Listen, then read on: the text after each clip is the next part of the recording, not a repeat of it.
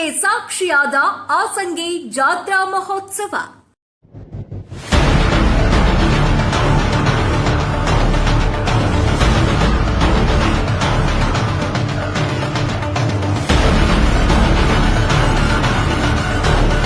ವೈಭವದಿಂದ ನೆರವೇರಿದ ಗ್ರಾಮ ದೇವತೆ ಶ್ರೀ ಲಕ್ಕವ್ವ ದೇವಿ ಜಾತ್ರೆ ಹಾಗೂ ಶ್ರೀ ಮಾರುತಿ ದೇವರ ಓಕುಳಿ ಜಾತ್ರಾ ಮಹೋತ್ಸವ. ಹೌದು ವೀಕ್ಷಕರೇ, ಆಸಂಗಿ ಗ್ರಾಮದ ದೈವ ಶಕ್ತಿಯ ರೂಪವೆಂದೇ ಪ್ರಸಿದ್ಧಿಯಾಗಿರುವ ಶ್ರೀ ಲಕ್ಕವ್ವ ದೇವಿ ತಾಯಿಯ ಜಾತ್ರೆ ಸಾವಿರಾರು ಭಕ್ತರ ಸಮ್ಮುಖದಲ್ಲಿ ಅತ್ಯಂತ ಭಕ್ತಿ ಭಾವದಿಂದ ಜರುಗಿತು. ರಬಕವಿ ಬನಹಟ್ಟಿ ತಾಲೂಕಿನಲ್ಲಿಯೇ ಅತ್ಯಂತ ದೊಡ್ಡ ಮತ್ತು ಐತಿಹಾಸಿಕ ಜಾತ್ರೆ ಎನಿಸಿಕೊಂಡಿರುವ ಈ ಮಹೋತ್ಸವಕ್ಕೆ ಸುತ್ತಮುತ್ತಲಿನ ಗ್ರಾಮಗಳಿಂದ ಭಕ್ತರ ಮಹಾಪೂರವೇ ಹರಿದು ಬಂದಿತ್ತು. ಪ್ರತಿ ವರ್ಷದಂತೆ ಈ ವರ್ಷವೂ ನಾನಾ ತರಹದ ಸೊಬಗು, ವೇಷಭೂಷಣ, ಜಗಜಗಿಸುವ ಕಲಾಮೇಳ ಜಾತ್ರೆಯ ಪ್ರಮುಖ ಆಕರ್ಷಣೆಯಾಗಿತ್ತು. ಒಂದಕ್ಕಿಂತ ಒಂದು ವಿಭಿನ್ನ ವೇಷಭೂಷಣಗಳಲ್ಲಿ ಮಿಂಚಿದ ಆಸಂಗಿ ಗ್ರಾಮದ ಯುವಕರು ಹಾಗೂ ಕಲಾಭಿಮಾನಿಗಳು ನೋಡುಗರ ಗಮನ ಸೆಳೆದರು. ಜಾತ್ರೆಯ ವೈಭವ ನೋಡಲು ಎರಡು ಕಣ್ಣು ಸಾಲದು ಎನ್ನುವಂತಿತ್ತು. 3 ದಿನಗಳ ಕಾಲ ನಡೆದ ಈ ಜಾತ್ರೆಯಲ್ಲಿ ವಿಶೇಷ ಭಂಡಾರ, ಧಾರ್ಮಿಕ ಕಾರ್ಯಕ್ರಮಗಳು, ಓಕಳಿ ಸಂಭ್ರಮ ಭಕ್ತರಲ್ಲಿ ಭಕ್ತಿ ಭಾವ ಮೂಡಿಸಿತು. ಗ್ರಾಮದ ಗುರು ಹಿರಿಯರ ಸಮ್ಮುಖದಲ್ಲಿ ನಡೆದ ಧಾರ್ಮಿಕ ವಿಧಿವಿಧಾನಗಳು ಜಾತ್ರೆಗೆ ಇನ್ನಷ್ಟು ಮೆರುಗು ತಂದವು.